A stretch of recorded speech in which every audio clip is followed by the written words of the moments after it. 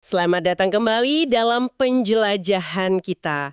Hari ini, kita mau gali satu konsep kunci nih dari buku Words That Change Minds-nya Shelley Rose Charvet. Kita bakal fokus banget ke bab 33. Judulnya itu Profil Bawaan atau kalau bahasa Inggrisnya Default Profiles. Betul.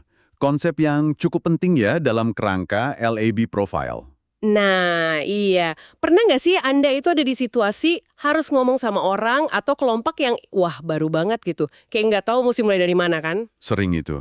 Kayak jalan di tempat gelap ya kadang-kadang. Nah, itu dia. Jadi misi kita nih mau bongkar strategi mental yang namanya pola bawaan ini. Gimana sih konsep ini bisa jadi kayak panduan awal gitu buat baca situasi atau orang baru, apalagi kalau info kita minim banget. Hmm, Sebelum kita lanjut nih, mungkin sedikit konteks ya. Pola bawaan ini kan bagian dari lab profile ya.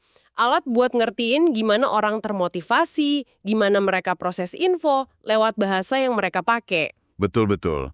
Jadi pola bawaan ini kayak semacam shortcut awal lah dalam sistem itu.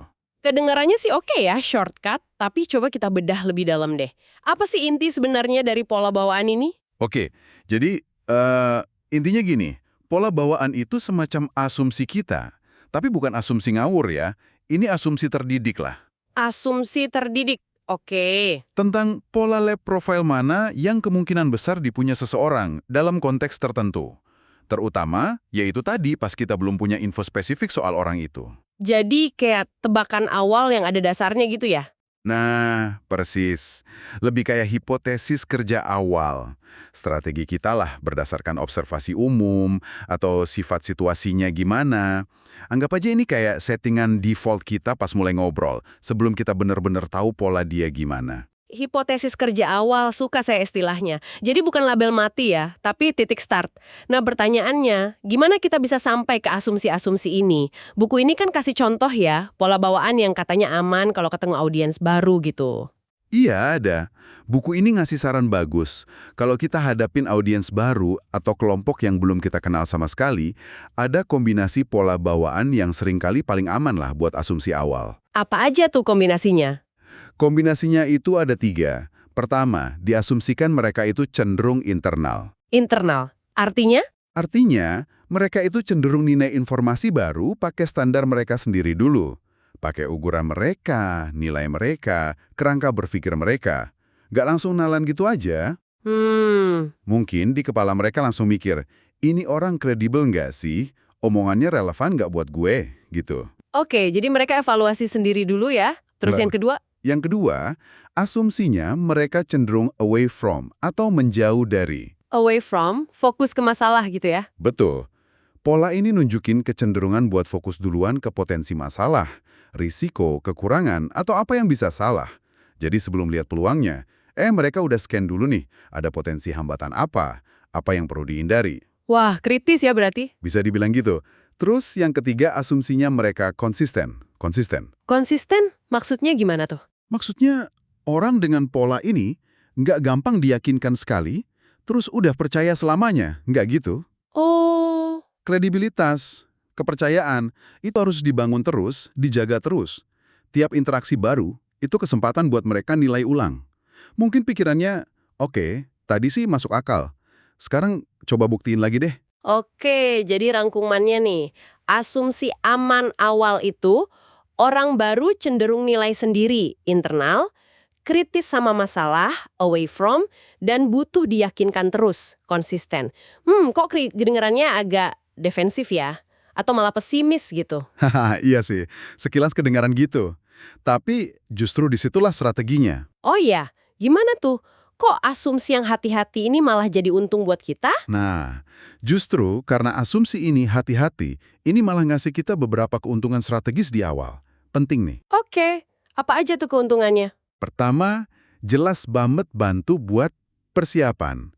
Kalau kita udah antisipasi pola pikir awal audiens, kita bisa rancang pendekatan yang lebih pas. Contohnya gimana? Misal presentasi nih, kita jadi tahu, wah, perlu bangun kredibilitas kuat di awal. Nggak bisa langsung jualan ide gede tanpa dasar. Atau kalau negosiasi, kita jadi siap kalau bakal ada pertanyaan kritis atau keraguan di awal. Masuk akal, masuk akal. Terus? Kedua, kita bisa pilih bahasa pengaruh awal yang lebih kena. Bahasa pengaruh awal. Iya, misal nih, buat orang yang kita asumsiin internal, kita pakai bahasa saran. Kayak, Anda mungkin mau mempertimbangkan ini, atau ini ada beberapa opsi buat dievaluasi. Itu jauh lebih efektif daripada kita nyuruh atau kasih pernyataan mutlak. Oh iya ya, nggak digurui gitu kesannya. Betul.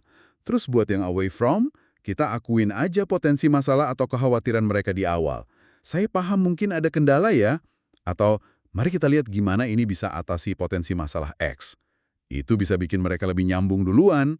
Oke, persiapan. Bahasa pengaruh. Ada lagi?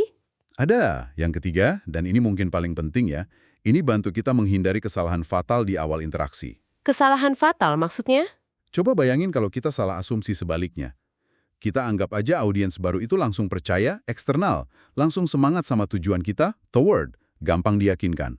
Pendekatan kita kan bakal beda banget tuh. Iyalah, pasti lebih direct, lebih antusias gitu ya? Nah, dan kemungkinan besar, pendekatan kayak gitu bakal langsung mental atau malah bikin mereka resisten dari awal.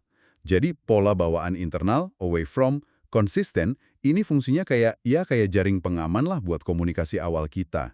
Jaring pengaman komunikasi awal, bagus tuh metaforanya. Mendingan kita mulai hati-hati, terus nanti kita lihat responnya, baru disesuaikan kalau ternyata mereka lebih terbuka. Daripada kita mulai terlalu megas, terus malah kehilangan mereka di awal kan? Betul. Lebih baik overcautious di awal daripada blunder ya. Nah, kalau kita udah punya jaring pengaman ini, gimana cara kita pakainya secara aktif? Tadi kan disebut contoh presentasi ke audiens baru. Gimana tuh terapinnya? Nah, contoh presentasi itu jelas banget. Kalau kita pakai asumsi internal away from, konsisten buat audiens baru, cara kita ngaturnya bisa gini. Oke, gimana? Buat hadapi sisi internal mereka, fokus utamanya bangun kredibilitas dan hargai otonomi berpikir mereka.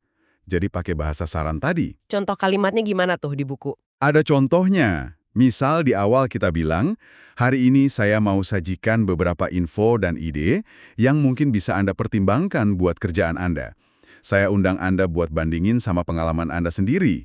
Terus Anda putuskan deh mana yang relevan atau berguna buat Anda. Oh, jadi eksplisit ya, bilang kalau mereka yang putuskan akhirnya. Iya, itu ngakuin peran mereka sebagai penilai akhir.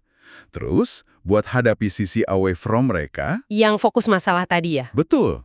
Kita akui aja secara terbuka, kalau mungkin nggak semua yang kita sampaikan itu sempurna atau cocok 100%. Tunjukin kalau kita paham ada potensi masalah atau perlu penyesuaian. Contohnya? Misalnya bilang, tentu aja Anda yang paling paham seluk-beluk lingkungan kerja Anda. Nanti kita bisa diskusi gimana ide ini bisa disesuaikan biar pas sama situasi spesifik Anda. Saya yakin Anda bisa lihat mana yang bisa langsung dipakai, mana yang perlu diubah, atau malah nggak relevan. Jadi kita nunjukin empati gitu ya sama potensi salahnya. Iya. Terus yang terakhir, buat hadapi sisi konsisten mereka. Nah ini nuntut kita buat waspada dan responsif selama presentasi. Nggak cuma di awal berarti. Nggak cuma di awal. Kita harus amati bahasa tubuh, ekspresi muka, pertanyaan yang muncul. Kalau ada yang ragu atau bingung, tanggapi langsung. Serius. Jangan bikin klaim gede di awal yang susah dibuktikan. Oke. Terus, ada lagi nih yang menarik di buku itu. Soal siap hadapi hal tak terduga. Istilahnya kulit pisang atau banana peel. Kulit pisang. Maksudnya gimana tuh? Ya kayak kejadian gak enak tak terduga. Misal proyektor mati tiba-tiba, atau ada pertanyaan sulit banget yang kita nggak siap. Nah, cara kita nanggepin gangguan ini dengan tenang, dengan kompeten, itu justru bisa memperkuat kredibilitas kita di mata audiens konsisten. Oh, malah jadi bukti ya? Betul. Itu nunjukin kita bisa diandalkan, bahkan pas lagi ada masalah atau tekanan. Wah, keren juga ya. Jadi ini nggak cuma soal milih kata di awal, tapi juga sikap dan respons kita sepanjang jalan. Poin kulit pisang itu menarik banget. Ini nunjukin kalau bangun trust itu emang proses terus-menerus ya? Persis.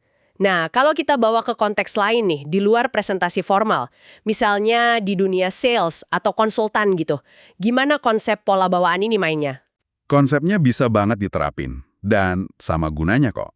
Kita bisa, dan ya sebaiknya sih, bikin hipotesis pola bawaan buat calon klien atau pelanggan. Contohnya gimana? Ambil contoh konsultan IT deh, ketemu klien baru pertama kali. Sebelum meeting, dia bisa mikir dulu, kira-kira nih klien ini cenderung gimana ya kalau soal milih solusi teknologi? Oke, Mungkin dia asumsi kliennya internal.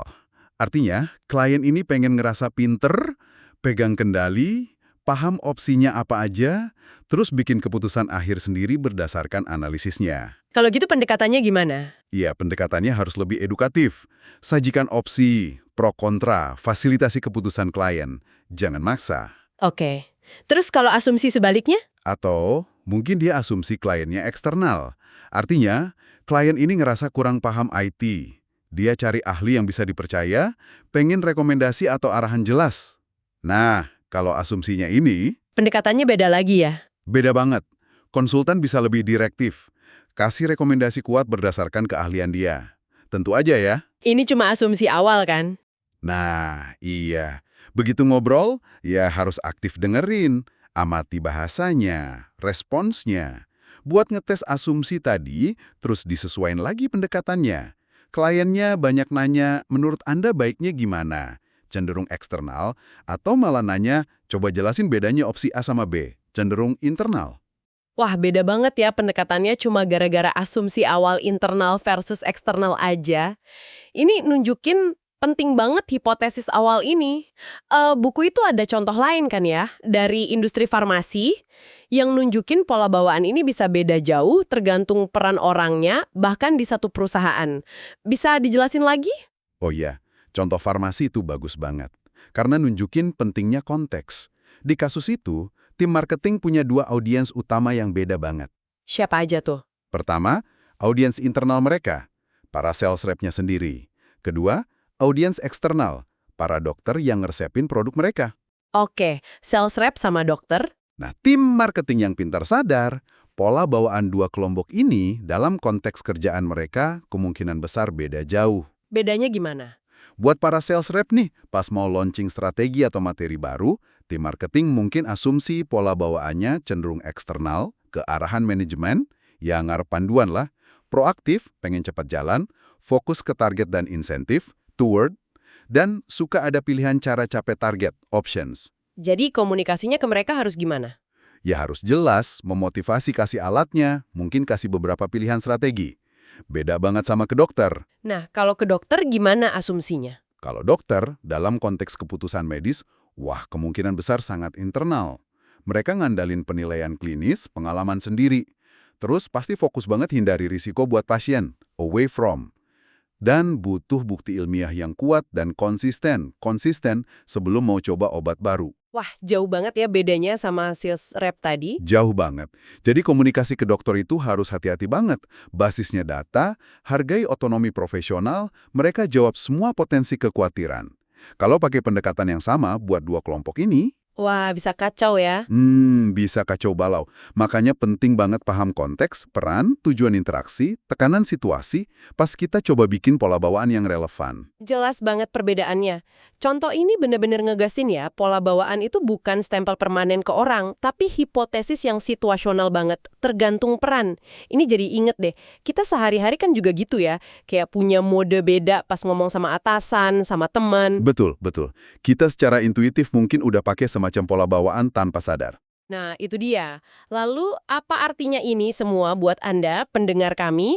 Gimana Anda bisa secara sadar nih pakai ide pola bawaan ini di kerjaan atau hidup sehari-hari? Ya, Anda bisa pakai ini sebagai alat bantu strategis.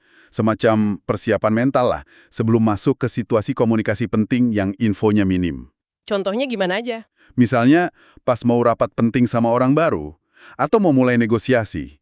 Sebelum masuk ruangan, coba ambil waktu bentar, mikir. Oke, info minim nih. Asumsi pola bawaan paling aman apa ya buat mereka di awal? Mungkin internal, away from, consistent. Ini bantu siapin mental sama pendekatan awal. Oke, buat rapat atau negosiasi, apalagi? Atau pas diminta bikin presentasi buat audiens yang belum dikenal baik. Selain siapin konten, pikirin juga cara bukanya. Pakai kerangka internal away from consistent sebagai panduan awal, itu bisa bantu bikin pembukaan yang lebih ngena, ngurangin risiko ditolak di awal. Buat presentasi juga ya. Ada lagi? Di layanan pelanggan atau penjualan juga bisa. Pas nyapa pelanggan baru, apa langsung tawarin solusi, asumsi toward, atau coba pahami dulu masalah atau khawatir mereka? Akomodasi away from? Oke, jadi intinya ini buat titik awal ya? Betul. Kuncinya, pakai ini sebagai titik awal buat bangun jembatan komunikasi. Bantu cegah blunder fatal di awal.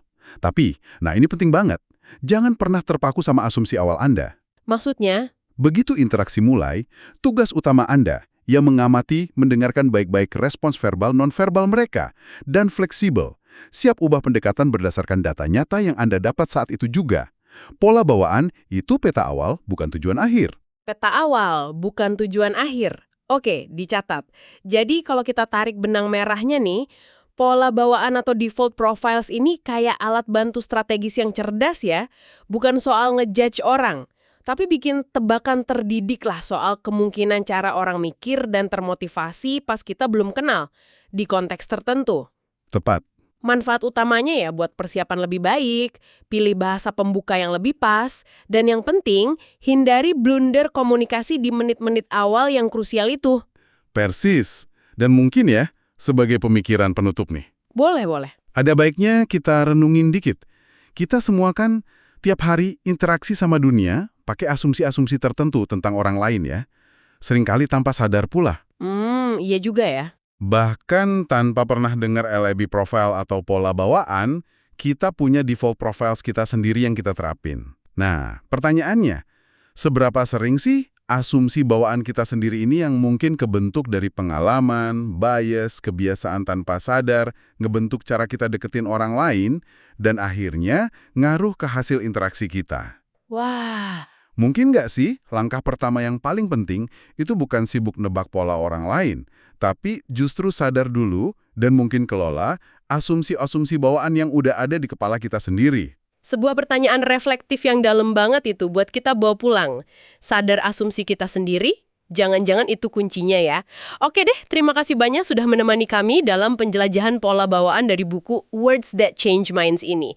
Semoga wawasan ini kasih perspektif baru ya buat Anda berkomunikasi. Sampai jumpa di kesempatan berikutnya.